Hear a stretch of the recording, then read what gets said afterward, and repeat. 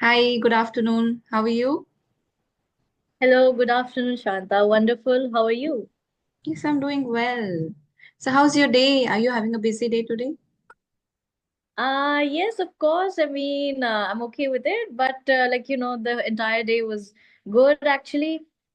Just busy with, as you know, it's the month of fasting, so just busy with the work. So that's it. But it's good. Okay, so are you fasting?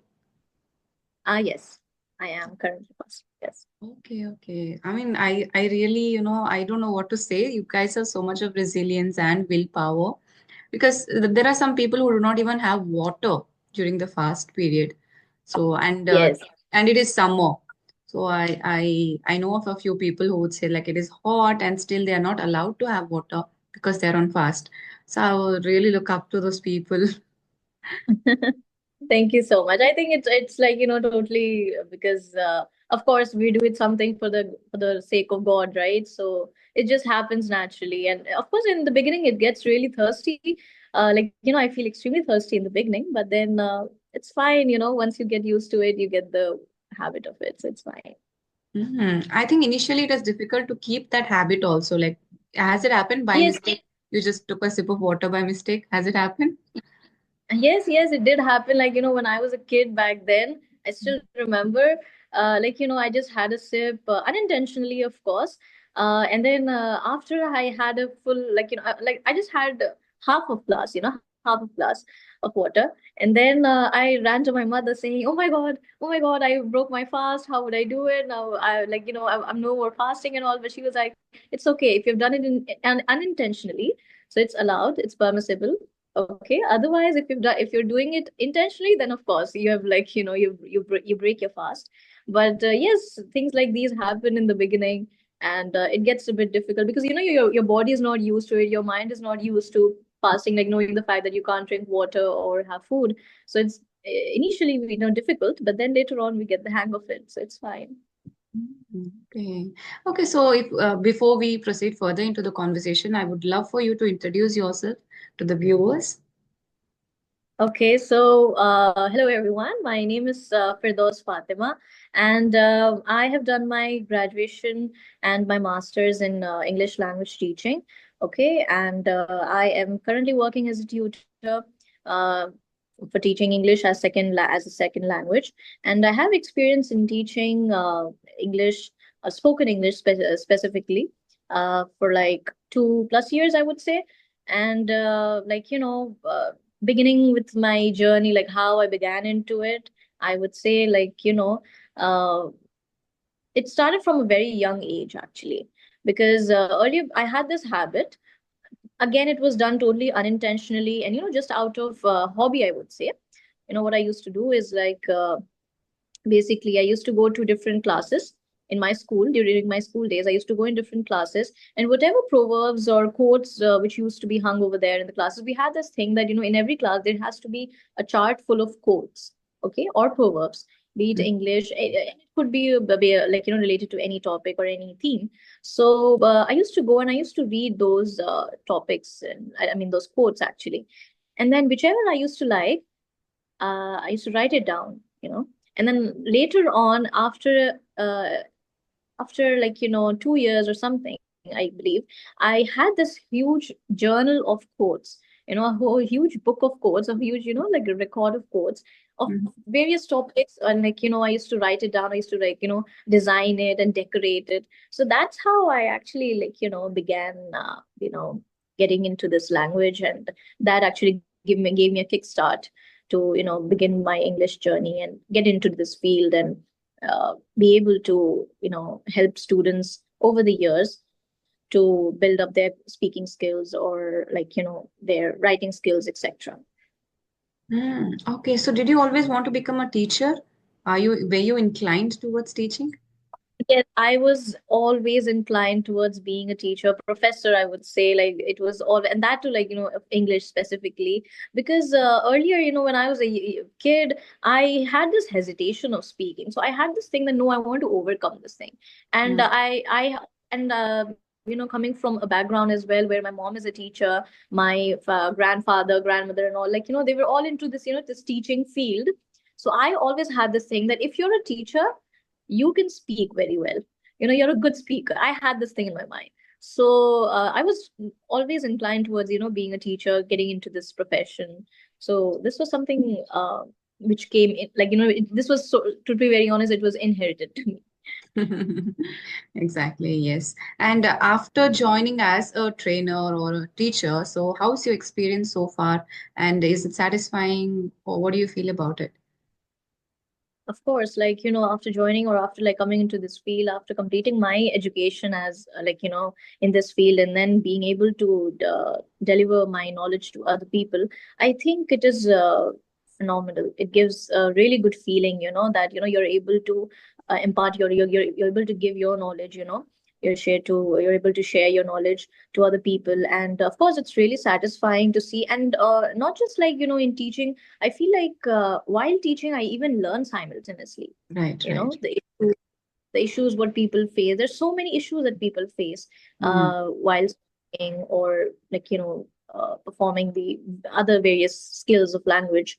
I think so. It's a learn and like learn and teach process that goes on. So I think it's quite satisfying for me, and I think it's phenomenal. I think teaching is one of the very good ways of learning. So if you want to ace Yes. something, teach it to someone, so you will learn. Absolutely, absolutely. And then you can learn it for, for a longer period of time. It stays in Right. your memory for a long period of time because when you learn, and then because when you know that you're going to teach people, obviously you would try to like, gain knowledge on a solid way, like, in a solid way, so that you do not have any mistakes, or try to impart as much as knowledge you can. So I think you can learn it for a longer period of time. Right, right. So since you have an experience, I would love to discuss further questions about learning English for people who are watching this. So before that, where exactly are you working now?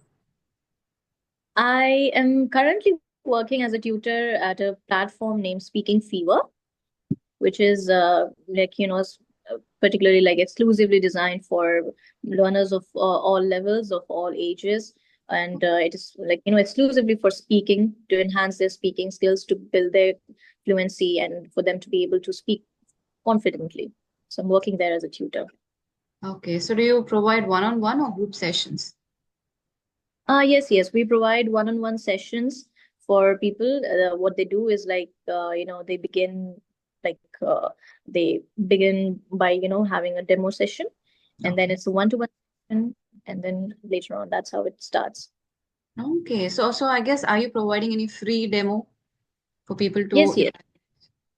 Yes, yes, we do. Like, people who like, try to come on this website. First, what we do is like we provide them a free demo session, okay, so that they can analyze. And in that demo session as well, like what we do is we try to analyze the people, because I think different people have different issues with speaking. Not everyone has the same issue. There are Right. people who are fluent from the very beginning. There are people who are not at all fluent. There are Yeah. people who are fluent, but they just have this hesitation of speaking, or their mind gets blocked while they speak, because of the lack of uh, topics, or lack of knowledge on a particular topic. So what we do is we try to like analyze these things in a demo, okay, and of course using fun activities, interactions, and all these things, exercises and all.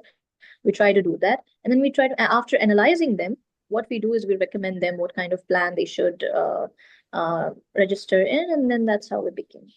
Hmm. Okay, okay. So I'll come to the first question, that is, how can beginners start learning English? So that is one basic question many people ask: how to start, where to start, what to do right at the beginning of learning English.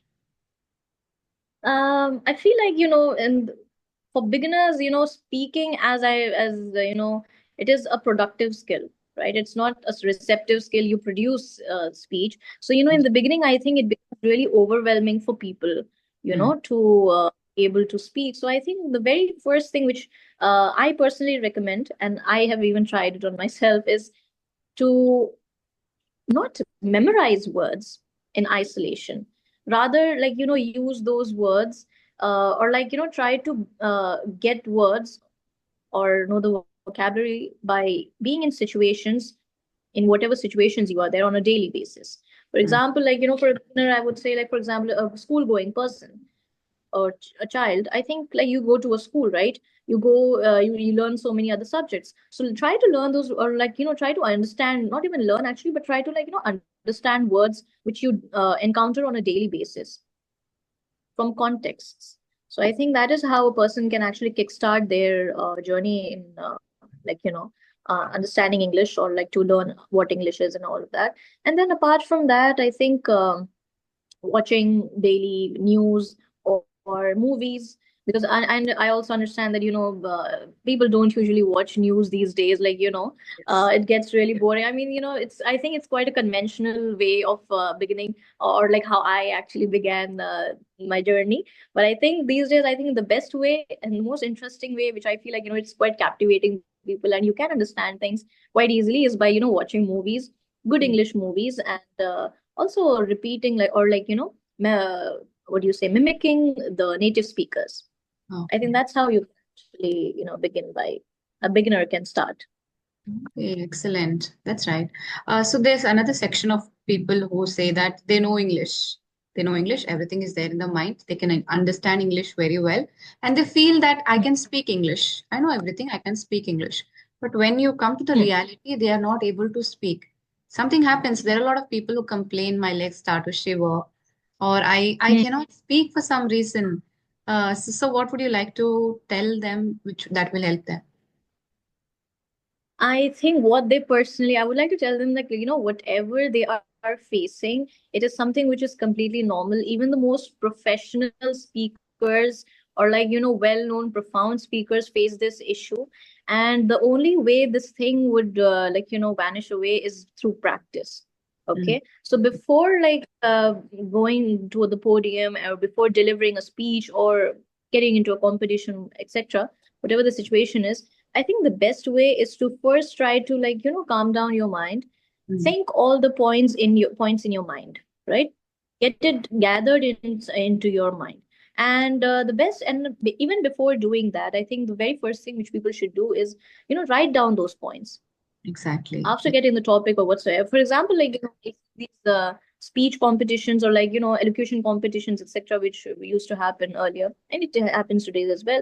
What I used to personally do is, I used to, as soon as I get the topic, or as soon as I get to know the topic, I used to write on whatever comes to my mind, whatever, like, irrespective of what like, irrespective of how I structure it. Is it an intro, whether that point can come in the introduction part, or the main body, or in the conclusion. I never used to think of that. What you do is, whatever comes to your mind, the very first things, those things that come to mind, write it down in a piece of paper, Mm, right? And then that's how you develop your ideas, and try to, if you are facing this issue, like, I see so many people, literally their hands start getting, like, sweaty, their feet, they start fidgeting. Sometimes they're like, they use a lot of pauses, and, like, their body language completely changes. So all that thing, try to, like, comfort, take deep breath, of course, you know think in English, but try not to, like, there are people whom I see. I feel, I like, they face this issue because they try to translate the sentence from their mm. native language to the English English. language. So I try not to do that. Write it down in a piece of paper, gather it in your mind, structure it, and then you'll be able, and then everything will go smooth. That's right. I totally agree that spoken English is more about psychological rather than technical. Technical, you Yes, need that will help you in writing, but was speaking is yes. more of psychological. Absolutely, absolutely. Because, like, everything, the very first thing, and even the most, as I mentioned earlier, I see so many professional speakers as well, so many, like, famous personalities as well. Before going on to the podium, they have this thing, like, they do face anxiety, or this sweatiness, or etc., or like, they have this fidgeting issues. I think but once they reach the podium, everything just vanishes. So everything is psychological. Take deep breaths. Yeah, Mm, and have a good preparation beforehand. I think that would help, to vanish away these faces, these exactly. issues. Yes, yes. So this reminds me of another question. Uh, there are a lot of introverts, right? English is already so a problem for a lot of people, especially if they're introverts. It's a language for communication. So you have to Yes, speak in order to learn the language. But for introverts, that yes, is the yes. problem, speaking. So any tips for The introverts how they can learn speaking English? I personally feel that, if introverts wants to begin, the with speaking, I would rather, ask them to talk to themselves, because I one thing I've noticed in introverts is, they talk a lot to themselves. They do a Exactly. lot of self, right? So talk aloud, talk loudly. When you're Mm, an introvert, lock yourself in a room, talk loudly to yourself. Okay. And of course, even after, even though you're an introvert, there are people whom those introverts are close to, or, they feel a comfort, or, feel safe around. So mm, try speaking in those kind of environments rather than, a large crowd at once. Rather, before that, try to speak with yourself, record yourself. I think for the very best way to for introverts, I would say, to, begin with speaking is record yourself, talk to the mirror. Okay. Talk in the mirror and record yourself, and you'll understand what your flaws are, what your drawbacks are, what you need to add on, what you need to delete on, right? So that is how I feel introverts can begin talking. mm. Yes, they can begin talking, but it's always better to talk to a fluent speaker because you need Yes. somebody to give you feedback or what mistake Yes. you're making. So initially to begin with, it is fine, mirror and recording, but at the end of the day, you need feedback and you need somebody to correct your mistake. Yes, yes. When you, when you consciously do this thing, I think, yes, of course, I agree with it. They need feedback. They need someone who can, suggest them or Yes. advise them. So I think for that, yes, talk to a tutor, or, someone whom you are, you feel safe around. Okay, Mm. to speak, be it family, or you're, your proper teacher or someone. So I think that's a very good way to begin with. Right, right. So I also believe that, grammar, vocabulary, they are the backbone. They're like foundation for spoken English. But I also believe that don't mug up grammar books because that's not going to help you when you're talking spontaneously while speaking English. But when it comes Absolutely. Yeah, but when it comes to vocabulary, it is required. People need to know a lot of words in order to make sentences, to speak in English. But also, it is very difficult to remember words. You learn 5, 10 words or whatever you write down, you make sentences. After 15 days, they are gone. So, do you have any tips on how people can remember or improve their vocabulary? Again, for this thing, I would rather suggest them to, use those words, or use such words in a context. Learn words in a context. Try to understand in which context, in which situation, because what we speak is completely situational, right? Our speaking, our the skill, enhances or basically changes based on a situation where we are speaking, whom we are speaking to. All right, Right. so all these external factors are there when it comes to speaking. Mm. So for them to, understand these kind of vocabulary, because mugging up just a vocab, because, if I give you a simple example just right now, a really good example comes into my mind. For example, if I say you a sentence that Shanta works at a water plant. Okay. And another sentence is, Shanta likes to plant trees. Mm. So you see, the word plant over there in the first sentence, Shanta works at a water plant. The meaning is completely different. Like, water plant is basically, plant over there means, refers to a workplace, Yes, right? yes. And in the second sentence, Shanta likes to plant trees. Plant over there is a thing, a tree or small, shrub, you could say, which Shanta likes to plant, or soil, right? So you see, a simple word plant, okay, vocab, but the meaning completely changes based on the situation, based on the sentence. So I Yes. think students should, students should try to understand, or, learn words in this way, on the basis of context where they're using. And then, of course, there are, with the help of AI as well. Mm. Recently I just got to know, using technology, you can also, remember words. I think Duolingo, we have this apps like Anki, Yes. Memrise, all these, all these kind of AI, apps. They try to reinforce vocabulary. Mm. Yes, Right, and right. try to use them consciously. So you'll be able to, and then, of course, read stories as well. Try Mm. to remember them in terms of stories, dialogues, or, plays. So I think that's a very good way of, storing those vocabulary into your memory, because you have these two kinds of memory. You have passive memory and then active memory. The words are there in your passive memory. If you learn it in this way, the words are there in your passive memory, but then to come to your forward, your active memory, it takes time. So I think these ways, if you learn words in this ways, it will definitely come to your active memory, and you'll be able to recall vocabulary well. I would also like to add here that learn vocabulary as it comes. It shouldn't be like a stress for you. I need to learn 5 new words today. That's not going to happen. Yes. You're not going to remember it. 1 or 2 words is Yes. fine. Just try to do a lot of reading or listening practice, and you will come across a lot of words. And it's not that crucial for you that you have to remember every word that you have learned. Maybe some words are really attractive to you, and you feel this is a nice word. It is nice if I put it into my speech. So, like that, when you come across words in a repetitive way, that is going to enhance your vocabulary, and that you will remember that. So, do not stress yourself that I have to learn advanced vocabulary, Yes, 5 words each day. exactly. I feel like, the people have this this misconception. I would say that only if you use heavy loaded vocabulary, only then you are a good speaker, or only then you have. It's nothing like that. Even the I think people should focus on, how you deliver what you are, like, your knowledge in a simple way. Right. Even the most difficult topics can be delivered by using the most simplest words. And I think that is more difficult than using all those, heavy loaded vocabulary.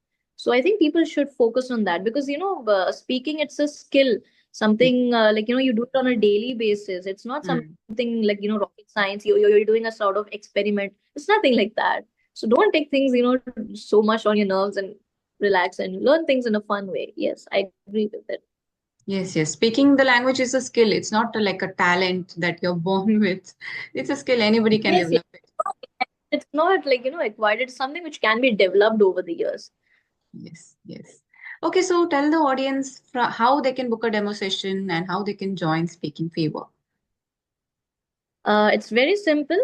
What they have to do is they just visit our website. Okay. After visiting the website, they'll get an option. Click on, the option of get a free demo session. And the way how they can, scroll that website is completely easy. They can navigate it very well.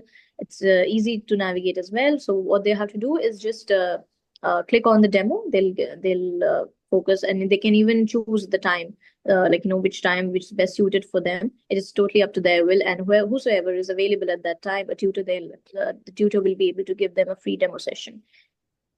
Okay, that's excellent. So, after the session, just give me the link so that I'll just add it in the description and people can visit the website from there. Sure, sure, of course, I will. Okay. So, is there anything else you would like to add to the session? Anything you wanted to ask me? Anything before we end the session? I mean, first of all, I just want to thank you for having me here, for having such a great discussion on this topic. And I think something, and you're doing a great initiative, that, you're trying to spread this awareness of speaking, and, trying to involve people at such a large scale, that speaking is not something which is rocket science or something which is difficult to do, but something which is very fun and easy to do. So it's a Hmm. great initiative. I would like to congratulate you for that. So, congratulations. And yes, apart from that, I just want to, uh, ask you, your journey on it, and like how you began this journey, and what your YouTube channel is all about. Hmm. Yes, my YouTube channel. Okay, even I used to work as a trainer at another platform. So after that, I just quit because I was not able to manage. I wanted something which involves being my own boss. So I just started my YouTube channels. From there it has been working well. And about my English learning journey, I've been learning English since my childhood, like you. I went to an English medium school and I loved the language. It was almost came naturally to me without any pressure or challenges which I remember of. So I just learned English naturally. About my YouTube channel, it's been like around 1 year and 3 months, or maybe 1.5 year roughly, that I have started the channel. So it's going well because it is kind of interactive. I'm not just sitting and talking and telling people do this, do this, do this, and improve. It's having conversations, giving them the opportunity to connect with me, ask their Yes. queries, and involve themselves in conversations. Because at the end of the day, English is all it's all about a language. You have to talk the language. What will you get by just sitting and listening to what I'm telling you? Come talk to me and let's solve the problem. Let's speak to each other. So that was the idea behind the channel. Okay, that's lovely. I think it's beautiful the way how you are dealing with this thing, and it's lovely because yes, of course, when it comes to speaking, yes, they have to speak. Even to learn to speak, they have to actually speak. People have this thing try to read books and Mm, all of these things, all the using all those conventional methods. I believe that it is something which might help you in writing rather than speaking. You know, but when it comes to speaking directly, just start speaking and. I feel like, people should, the very first thing is to have confidence that yes, you can speak and yes, you can learn. Once you get that confidence in you, later on, all those learning part and everything gets really easy. I think, that's how it goes. But once you get but there are people who don't, have this confidence to just speak. So I think it's lovely that, you're engaging students in such a way, in an interactive way, where they can learn while they're speaking and it's interactive. That's lovely. thank you so much. Congratulations. Thank you. So this conversation was very, very informative, and it's definitely going to help people who are watching it. Thank you so much. It was a pleasure having you. I really look forward to talking to you again. Thank you so much. Good luck. Bye bye. Sure, sure. Thank you so much. Good luck. Bye.